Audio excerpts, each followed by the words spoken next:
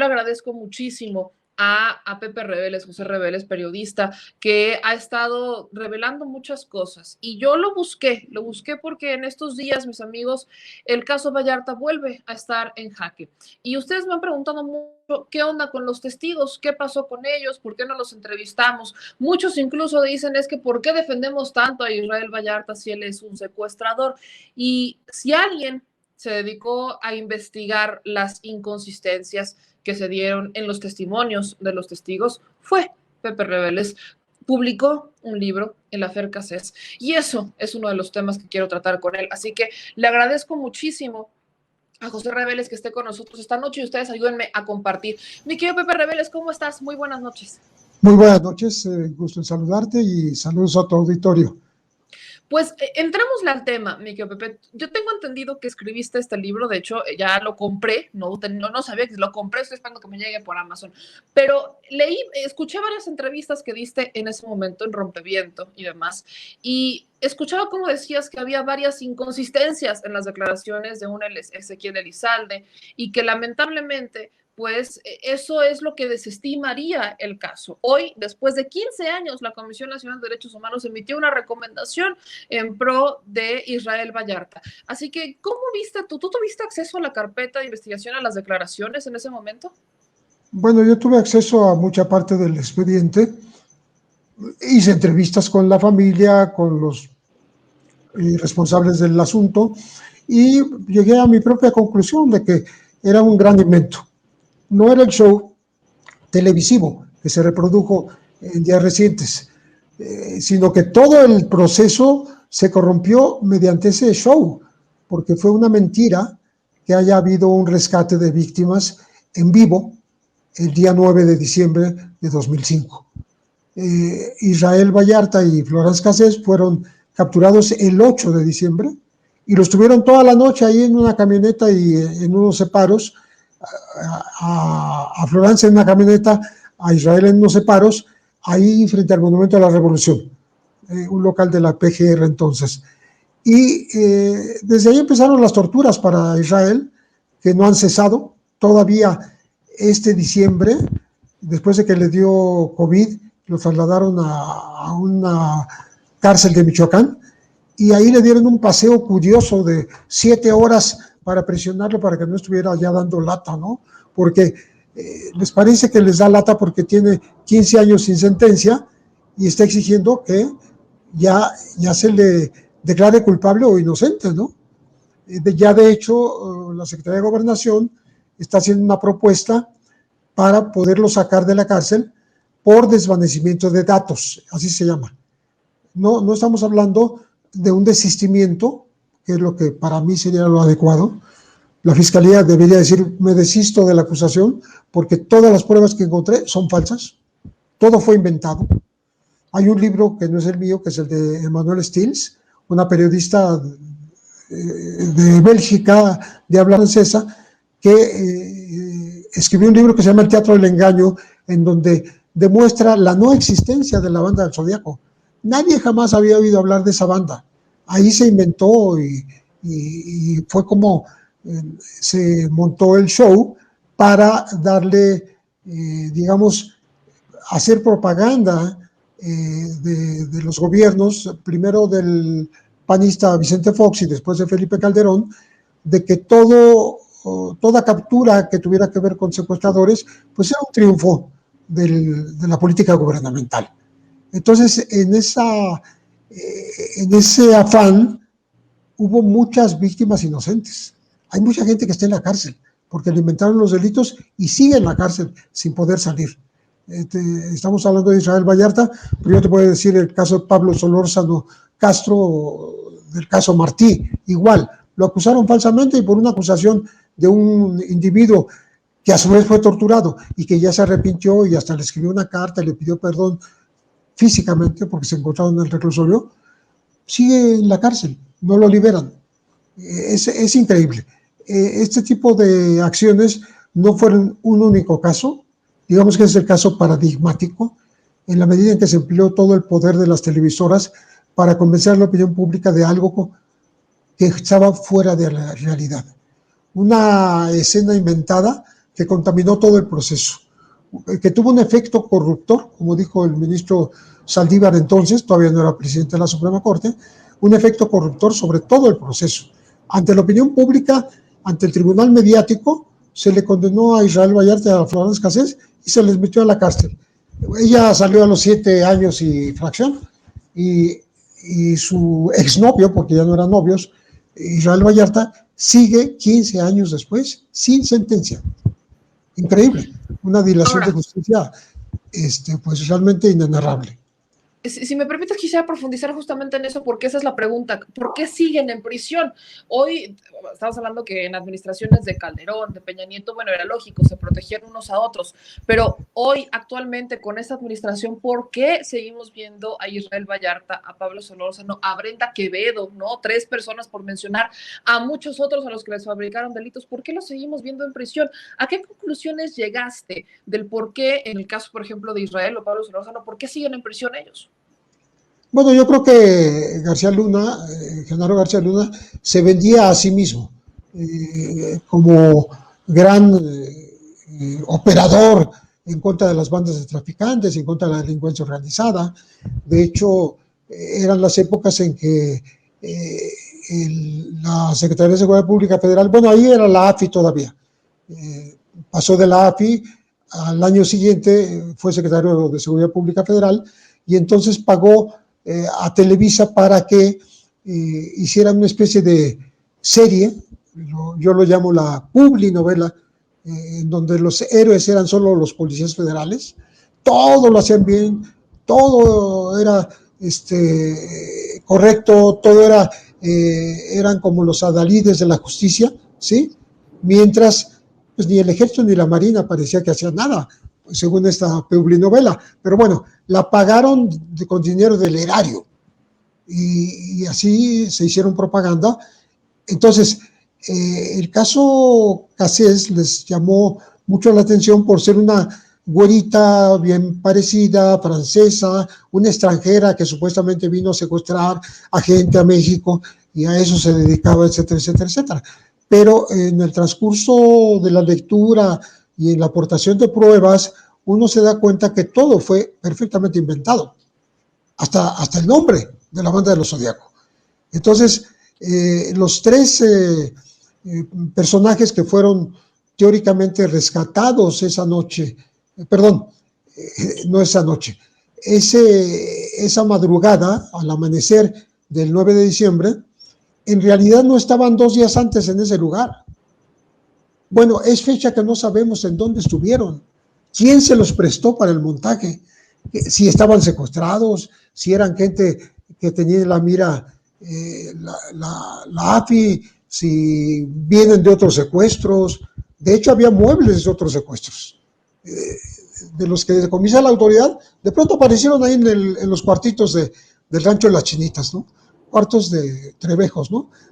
Un lugar donde no había luz y de pronto había luz y había televisión. Entonces, este tipo de montajes llegaron a extremos realmente inauditos y por eso nadie pagó. Digo, todo el mundo fue, digamos, impune, nadie los juzgó, nadie los consignó, y cuando algo se hizo, pues en la propia CNDH con Plasencia, en esa época con Luis González Plasencia, dijo que ya los delitos habían prescrito. Entonces, no se hizo nada. En 4 gobiernos, en 4 sexenios, y ahora empieza a haber una luz de esperanza a través de esta metodología del desvanecimiento de datos, que consiste en considerar que no valieron ninguna de las pruebas y por tanto esta persona queda libre. Lo que pasa es que Israel, con toda razón, él teme que le quieran dar una sorpresa, que lo liberen y que de pronto ahí le salgan con otras acusaciones que siempre le han querido hacer de otros secuestros que tampoco cometió, y metérselos a la hora de la hora, y como ha pasado con algunos presos conocidos, después de que lo liberan, inmediatamente lo capturan otra vez y lo meten otra vez a la cárcel. Él no quiere eso. Él quiere que las cosas marchen correctamente. En ese sentido, hace unos días, ¿no? Cuando estaba todo el tema del montaje que el presidente López Obrador lo pone en la mañanera, varios reporteros, varios medios retomaron el caso y acusaban directamente a Israel Vallarta de secuestrador. Hubo uno en particular que entrevista al pequeño Cristian, que en ese entonces tenía 11 años y ahora ya un joven de más de 20, sale a decir que él se acuerda perfectamente y que él reconoce y reconocía a Florence Cassés y que reconocía también a Israel Vallarta. Yo en ese momento busqué en las entrevistas y yo no vi que ni Ezequiel Elizalde ni Cristina hablaran sobre Israel Vallarta, hablaban solamente de Florence Cassés. Y hubo incongruencias, ¿no? En este momento, en esos ayeres decían que estuvieron secuestrados 65 días, Ezequiel Elizalde decía que estuvo secuestrado 65 días, y ahora Cristian decía que él estuvo secuestrado 52 días, y hablaban exactamente del mismo, que todavía tenían estas marcas de la jeringa, ¿no? Donde se supone que les habían inyectado para amputarles el dedo. Yo no sé por qué dura 15 años dura la marca de una inyección, no sí, sabía. Eso lo hizo Ezequiel. Ezequiel fue un falsario desde el principio, ¿no? Y siempre anduvo presumiendo esa famosa hipodérmica que todavía dejaba marca, ¿no? Pues si uno sabe ahora que todo el mundo está vacunando, ¿cómo no te dejan ni marca un piquete, ¿no? Es una petequia, que le llaman un pequeño lunarcito que él tiene en el dedo, y lo ha usado mediáticamente para decir esto. Aquí lo que vale la pena es recordar que en los primeros momentos nadie de los tres, ni la señora Cristina Valladares, ni su hijo Cristian Ramírez, ni Ezequiel Elizalde, ninguno de los tres habló de que hubiera una mujer y una francesa justamente entre los secuestradores o entre los vigilantes o entre quienes hacían las llamadas de rescate o entre quienes los cuidaban o los alimentaban. De hecho, y ahora que estoy viendo la imagen de Denise, fue después de la entrevista que hizo en febrero de 2006, Denise, justamente, ahí está Genaro García Luna, admitiendo que sí, que fue una recreación televisiva a petición de los medios, cosa que es una mentira. Ellos le avisaron a los medios en la madrugada para que fueran, porque sabían lo que iban a hacer.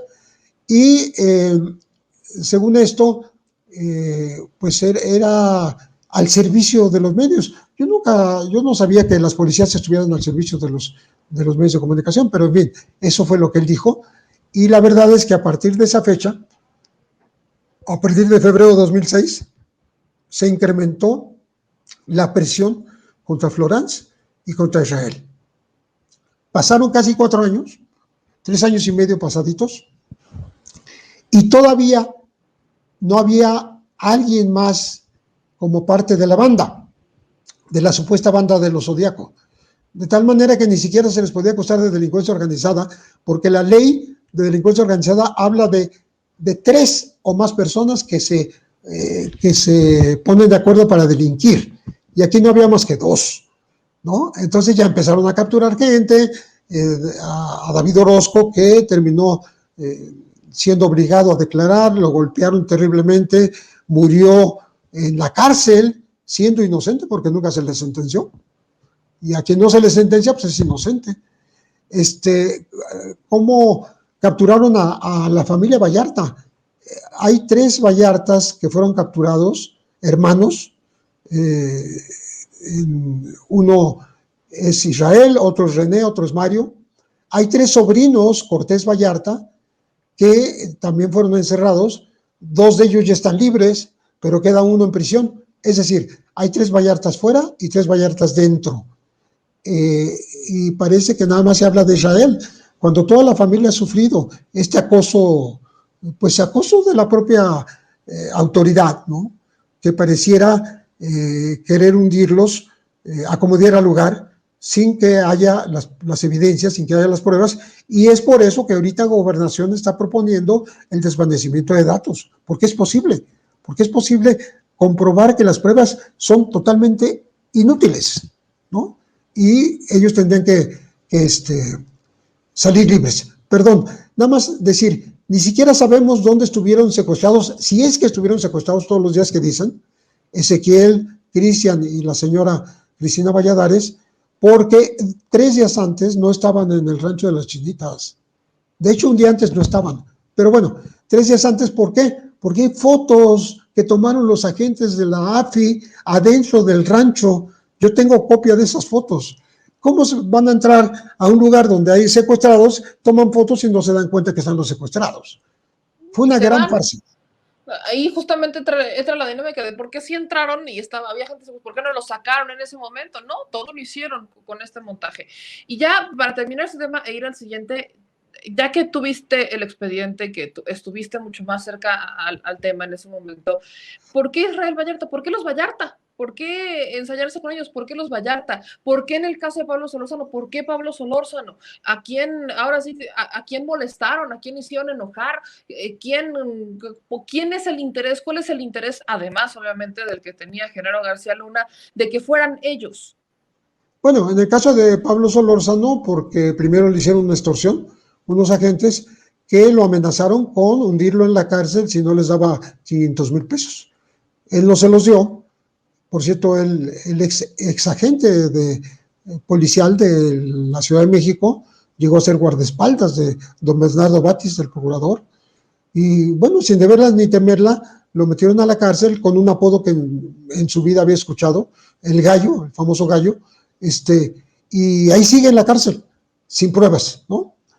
Más que una declaración de un testigo que fue torturado y que ya se arrepintió por escrito y verbalmente, ¿no? Y que también se está quejando, Noé Robles Hernández, de que él recibió torturas. En el caso de Florence, resulta que un empresario de origen judío, Eduardo Margolis, se peleó con el hermano de Florence Cassés. Eran socios y algo salió mal en esta sociedad y rompieron, se fueron a pleito y resulta que el hermano Sebastián le ganó el pleito a Margolis, cosa que lo tenía furioso, no tanto por el dinero, porque tiene mucho dinero, pero por el hecho que le ganó. Le ganó gracias al Consejo de Israel que le puso al abogado que lo iba a defender. Y el juicio se lo ganó en Estados Unidos. Entonces le tenía un odio, después de ser muy cercano a Israel, porque los presentó Sebastián, de ser amigos muy cercanos, de haber bebido juntos, ido al rancho de las Chinitas y todo, de pronto le tomó un odio a muerte. Y todo esto está en declaraciones ministeriales, o sea, no lo estoy diciendo porque alguien me lo platicó, no, está en declaraciones ministeriales de marzo 9 de 2006, la declaración del propio Israel Vallarta, la primera declaración que pudo hacer sin tortura, sin presión, y dijo todo lo que era Margolis y cómo lo amenazaba. Entonces, pues se vengó en contra de Florence y en contra de Sebastián, pues haciéndolos capturar. En realidad iban por Israel, no iban por Florence, pero se les atravesó en el camino y pareció muy conveniente tomarla a ella porque era muy atractiva para los medios, para la opinión pública, para el tribunal mediático. Pues está complicado. Yo espero que efectivamente pues esta propuesta que ha mencionado mucho la Secretaría de Gobernación pues salga bien y que no solamente sea el caso de los Vallarta, sino que también sea un caso de Pablo Solórzano y ahí también tienen a Brenda Quevedo, insisto, hay recomendaciones donde piden liberaciones, la Fiscalía ahora ya tiene la recomendación de la Comisión Nacional de Derechos Humanos para repararle el daño a Israel Vallarta y esperemos que estas recomendaciones sí se apliquen. Pero también, me quiero Pepe Reveles, te invité porque quería hablar de otro tema y este tiene que ver con las autodefensas. Es un tema que sigue y crece y está en muchos estados, pero el país retrata hoy a los niños que están siendo reclutados por estas autodefensas para pues entrarle al quite, los están armando y esta es una escena que solamente hemos visto en países en guerra, ¿no? Países como Siria, Afganistán y demás. ¿Qué tan grave es el problema y desde cuándo dataría en las autodefensas? ¿Por qué surgieron las autodefensas en estos estados particularmente? Obviamente es una cuestión mediática de hacer el escándalo y todo lo demás, no que no sea real, pero lo exhiben ante medios extranjeros para hacerlo más visible. Llama la atención en todo el mundo que en México haya niños armados, ¿no? Como autodefensas en el estado de Guerrero, que además se les cataloga como hijos de víctimas, hijos de personas que fueron asesinadas. Entonces, más grave todavía. Es como pensar en Irak, en Líbano, no sé, en Nicaragua, en el momento del triunfo sandinista, donde había niños que eran sicarios, bueno, eran gente armada, chamaquitos de 9, 10, 11 años. Entonces, esto que se repite en México, pues habla de una situación extrema, ¿no? En donde ya desesperados los pobladores lo que quieren es llamar la atención de todo el mundo y decir, aquí estamos, nos dejan solos, nos vamos a tener que defender hasta con los niños de la delincuencia organizada, porque son sitios en donde impera el crimen, en donde los poderes son de facto, no son poderes elegidos en las urnas, son poderes que se imponen a los candidatos, que ahora se dice que el partido de la delincuencia organizada quiere votar en las próximas elecciones, no nada más poner al secretario de Seguridad Pública en los municipios, no nada más que les den la obra para construir, porque ellos, los narcos tienen maquinaria pesada, que es capaz de hacer construcciones muy sofisticadas, de $2,000 millones, estamos hablando. Pero en un municipio no les cuesta ningún trabajo. Y ahora finalmente, como ha dicho el gobierno, lo dijo la secretaria de Seguridad, Rosa Isela Rodríguez, y el propio presidente Andrés Manuel López Obrador, pues ahora quieren votar, o sea, quieren poner a los candidatos, quieren participar en las elecciones. De esto habló en su momento la periodista asesinada Miroslava Brecht en Chihuahua, donde los Salazar, o sea, capos de capos en ese lugar, gente del cártel de Sinaloa, impuso su ley y ya estaba en el paso avanzado de poner a sus parientes en puestos públicos, o sea, no a personas ajenas, no, a sus propios familiares, los capos directamente poniendo a sus familiares como candidatos a las alcaldías, allá por Chínipas, por la Sierra Tarahumara, ¿no? Entonces, no es la primera vez que ocurre, causa mucho escándalo porque sí es muy llamativo, porque sí es de preocuparse que los niños sean utilizados de esa manera.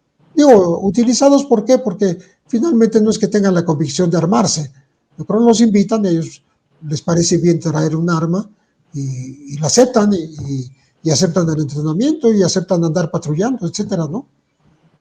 Ahora, aquí mi pregunta es, ¿en dónde queda la responsabilidad del gobierno estatal? ¿No? Porque efectivamente surgen las autodefensas, y corrígeme si me equivoco, porque no hay una defensa, porque no está la policía, ni estatal ni municipal, que no existe este estado de protección, y entonces entra el crimen organizado y obviamente domina el crimen organizado, el Estado pierde control y entraría el poder del gobierno federal.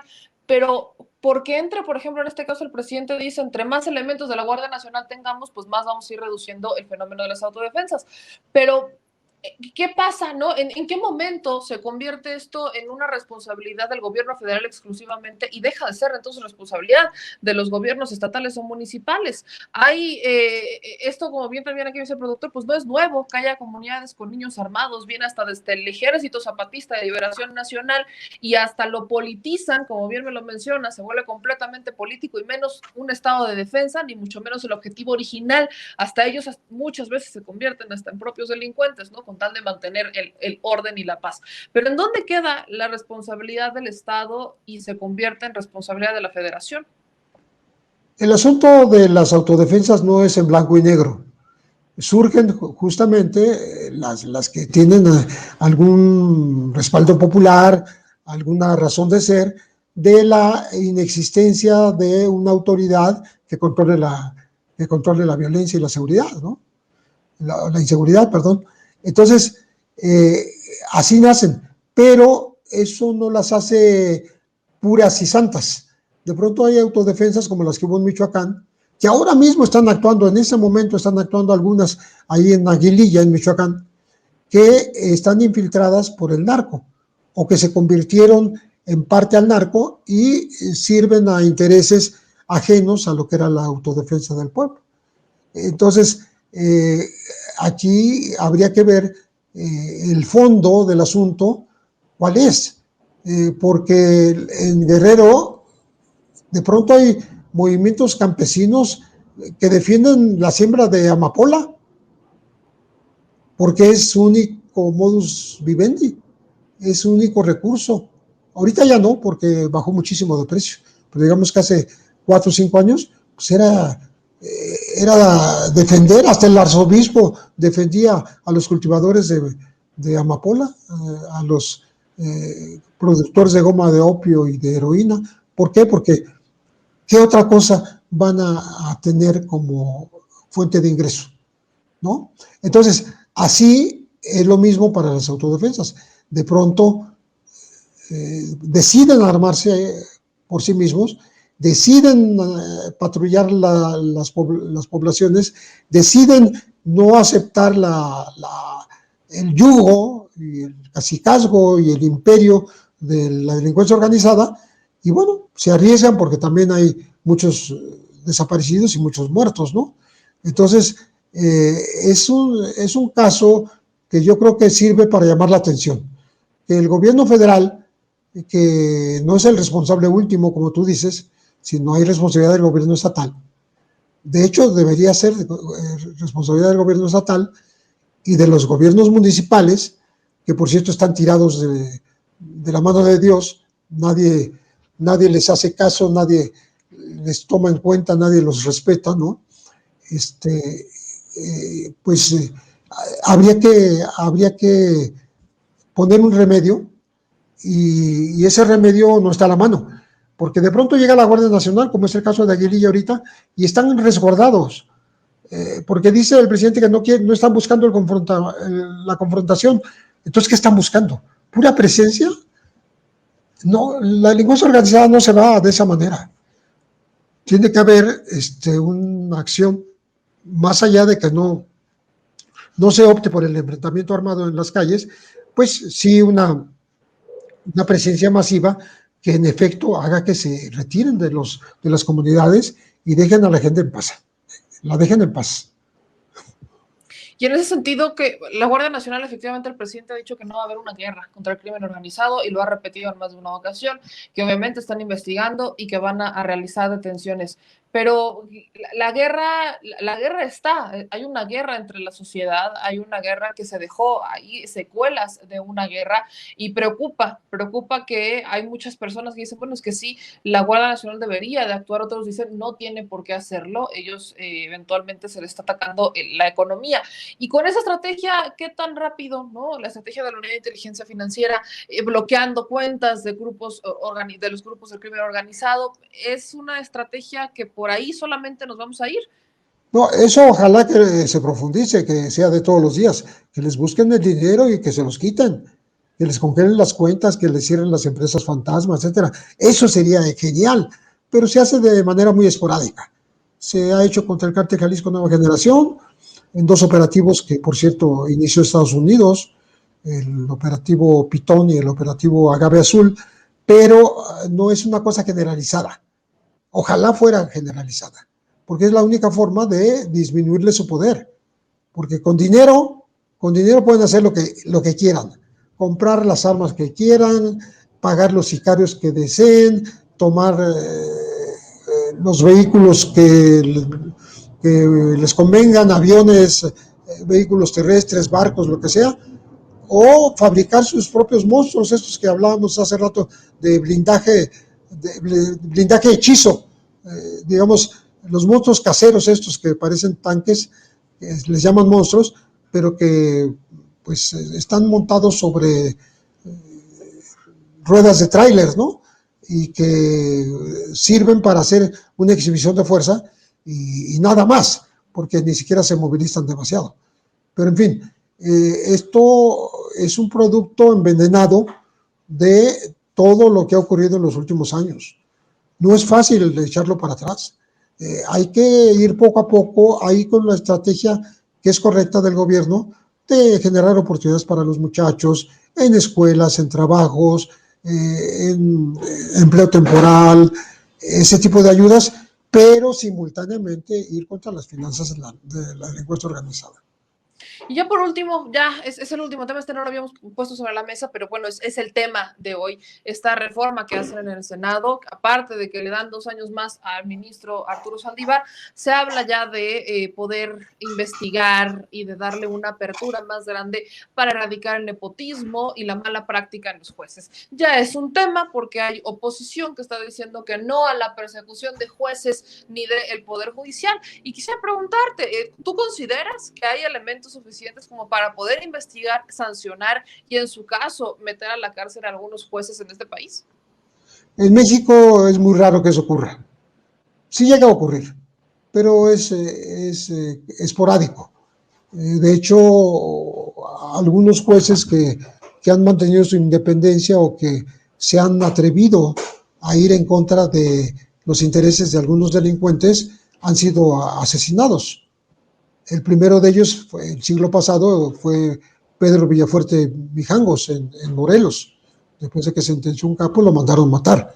En ese caso era un capo oaxaqueño, que estuvo 5 o 6 años, 5 o 6 veces en la cárcel, en los días parada, que salía y entraba a la cárcel, porque otros jueces lo liberaban.